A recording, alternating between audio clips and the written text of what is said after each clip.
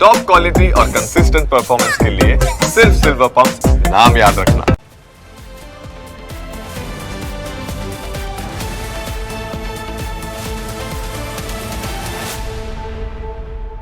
સૌથી પહેલા વાત કરીએ જૂનાગઢમાં 80 કલાક બાદ મળી આવેલા સાધુ વિશે।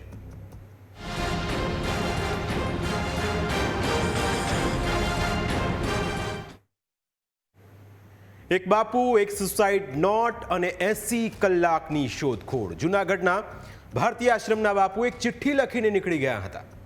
તેઓ અંદર મરવા માટે જઈ રહ્યા હોવાનું લખીને ગયા હતા, પરંતુ પહેલેથી જ લાગતું હતું કે તેઓ સુસાઇડ કરવાના નથી। જો કે ઘટનાની ગંભીરતાને ધ્યાનમાં લઈ પોલીસે તાત્કાલિક સર્ચ ઓપરેશન કર્યું અને આખરે 80 કલાકની શોધખોળ બાદ બાપુ મળી આવ્યા। તેવામાં સવાલ એ થાય કે બાપુ ક્યાંથી ક્યાં પહોંચ્યા હતા અને પોલીસે કેવી રીતે તેમને ઝડપી પાડ્યા। તારીખ 2 નવેમ્બરનો એ દિવસ હતો જ્યારે વહેલી સવારે 3:45 વાગે મહાદેવ ભારતી બાપુ એક ચિઠ્ઠી લખીને આશ્રમમાંથી નીકળી જાય છે। સવારે જ્યારે આશ્રમના સંચાલક અને સેવકોને ખબર પડી તો તેમણે તાત્કાલિક પોલીસને જાણ કરી હતી। પોલીસે આશ્રમના સીસીટીવી ચેક કરતા જોવા મળ્યું કે બાપુ આશ્રમથી કઈ દિશા તરફ જઈ રહ્યા હતા। સીસીટીવીના આધારે પોલીસે તે દિશામાં તપાસ હાથ ધરી। જંગલ વિસ્તાર હોવાથી વન વિભાગની ટીમ પણ મદદે આવી। પોલીસે ડોગ સ્ક્વોડની પણ મદદ લીધી, પરંતુ બાપુ ક્યાંયથી પણ મળી આવ્યા ન હતા। 3 દિવસની પોલીસ બાપુને જંગલમાં શોધી રહી હતી, પરંતુ ક્યાંય પણ તેઓ મળી આવ્યા ન હતા। જંગલ હોવાના કારણે આ સર્ચ ઓપરેશન ખૂબ જ મુશ્કેલી ભર્યું હતું। આખરે 5 નવેમ્બરના રોજ સવારે પોલીસે ફૂલ ફોર્સમાં સર્ચ ઓપરેશન શરૂ કર્યું। 200થી વધુ પોલીસ જવાનો, 30 વન વિભાગના જવાનો, એસડીઆરએફની ટુકડી અને ડોગ સ્ક્વોડ મળીને કુલ 300 જેટલા જવાનોએ બાપુની માટે શોધખોળ શરૂ કરી। પોલીસે વોકી ટોકી અને દૂરબીન જેવા સાધનોથી પણ શોધખોળ કરી। આખરે પોલીસની મહેનત રંગ લાવી। પોલીસે ઇટવા ઘોડી વિસ્તારમાં આવેલા કાળ ભૈરવના મંદિર નજીકથી બાપુને શોધી કાઢ્યા। આ વિસ્તાર જંગલથી ઘેરાયેલો છે। તેવામાં અમે તમને મેપ દ્વારા દર્શાવીએ કે બાપુ જંગલમાં ક્યાંથી ક્યાં ગયા હતા।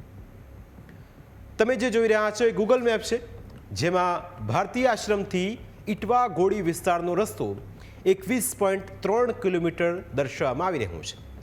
જો કે બાપુ આ જ રસ્તે ગયા કે પછી જંગલથી અંદરના રસ્તે ગયા તેને લઈ હજુ કોઈ માહિતી નથી, પરંતુ 3 દિવસ પછી મળી આવેલા બાપુને જ્યારે પોલીસે જોયા ત્યારે તે બેભાન અવસ્થામાં હતા। ડિહાઇડ્રેશનના કારણે તેઓ બેભાન થઈ ગયા। પોલીસે તેમને તાત્કાલિક હોસ્પિટલમાં પહોંચાડ્યા, જ્યાં તેમની તબિયત હવે સ્થિર છે। હજુ એક દિવસ તેમને હોસ્પિટલમાં સારવાર હેઠળ રહેવું પડશે। ત્યારબાદ જો તેઓ સ્વસ્થ જણાશે તો તેમને રજા આપવામાં આવશે। ડોગ સ્ક્વોડ તથા બીજી 3 અલગ ટીમો બધી એજન્સીને સાથે રાખી અને તપાસ કરેલ, જેમાં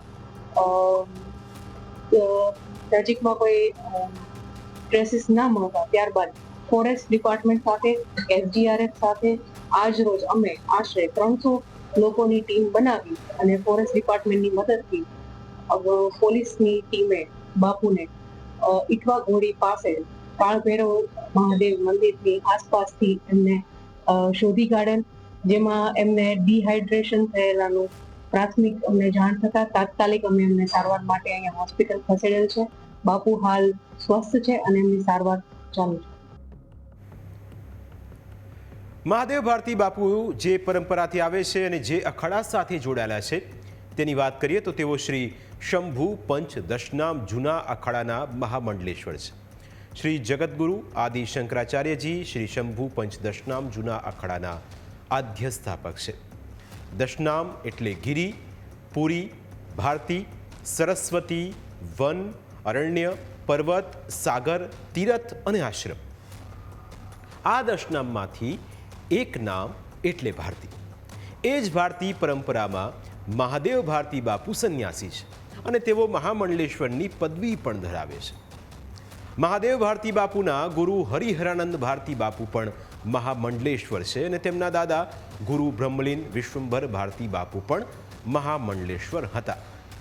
મહાદેવ ભારતી બાપુ પહેલાંના બીજા તમામ મહામંડલેશ્વર તેમની કોઈને કોઈ કામગીરીના કારણે લોકોમાં પ્રિય બન્યા, સેવા કાર્યોના કારણે લોકોમાં તેમના પ્રત્યે માન સન્માન રહેતું હતું. પરંતુ ભારતી બાપુ 3 દિવસ ગુમ રહ્યા તે દરમિયાન ભારતી બાપુના જે કારનામા બહાર આવ્યા તે ખૂબ જ ચોંકાવનારા હતા. તેમની કરતૂતો ખૂબ જ હેરાન કરનારી હતી. એક સેવક સાથે તેમણે કરેલી પ્રેમની વાતચીત પણ ખૂબ લોકો માટે આઘાતજનક પણ રહી અને તેના જ કારણે તેઓ આશ્રમ છોડીને ચાલી નીકળ્યા હોવાનું મનાઈ રહ્યું છે. જો કે આશ્રમમાંથી નીકળતી વખતે તેમણે એક ચિઠ્ઠી લખી હતી. તેમાં આશ્રમમાં કામ કરતા હિતેશ ઝડફિયા, કૃણાલ શિયાણી સામે આરોપો લગાવ્યો હતો કે તેઓ આશ્રમની ગરિમા વિરુદ્ધનું કૃત્ય કરતા હતા. જેથી આ અંગે મહાદેવ ભારતી બાપુએ તેમના ગુરુ હરિહરાનંદ ભારતી બાપુનું ધ્યાન દોર્યું. આ બાબતનો ખાર રાખીને મહાદેવ ભારતી બાપુને માનસિક ત્રાસ આપવામાં આવતો હતો તેવો ચિઠ્ઠીમાં ઉલ્લેખ કર્યો. ચિઠ્ઠીમાં અમદાવાદના નિલેશ ડોડિયા અને રોનક સોનીને પણ માનસિક ત્રાસ આપ્યાનો ઉલ્લેખ કરાયો હતો. તેવામાં હવે માનસિક ત્રાસ આપવાનો જેમના ઉપર આરોપ છે તે 5 લોકો સામે પોલીસ કોઈ કાર્યવાહી કરશે કે કેમ તે પણ એક સવાલ છે. તંદુરસ્ત થયા પછી મહાદેવ ભારતી બાપુ કોઈ ખુલાસા કરશે કે કેમ તે પણ એક સવાલ છે. પણ આ બધાની વચ્ચે સવાલ એ હતો કે બાપુની જે ઓડિયો ક્લિપ સામે આવી, બાપુની જે વોટ્સએપ ચેટ સામે આવી, તેની અંદર બાપુનો જે ભાવ હતો, બાપુના જે શબ્દો હતા, બાપુની જે ઈચ્છા હતી, બાપુની જે લાગણી હતી, બાપુનો જે પ્રેમ હતો એ છલકાતો હતો. અને એક મહંત તરીકે બાપુનો જ્યારે આ પ્રકારનો પ્રેમ છલકાય તો સ્વાભાવિક છે કે સવાલ ઊભા થાય કે આખરે ભગવો જે ધારણ કર્યો છે એની પાછળ આ મન અને મનની અંદર આ પ્રકારના વિચારો અને વિકારો આવવા તે પણ એક ચિંતાનું કારણ છે. સવાલ એ છે કે શું બાપુ આ તમામ વાતો પરથી ફોડ પાડશે કે પછી જે રીતે શ્વાસ લઈ રહ્યા હતા એ જ રીતે ઊંડા શ્વાસ લઈને પોતાની મનની અંદર મનોમંથન કરશે અને મહામંડલેશ્વરનું જેમને જે બિરુદ મળ્યું છે તેનું માન રાખશે. પ્રાઇમ 9માં સમય થયો છે બ્રેકનો. બ્રેક બાદ અન્ય મુદ્દા વિશે વાત.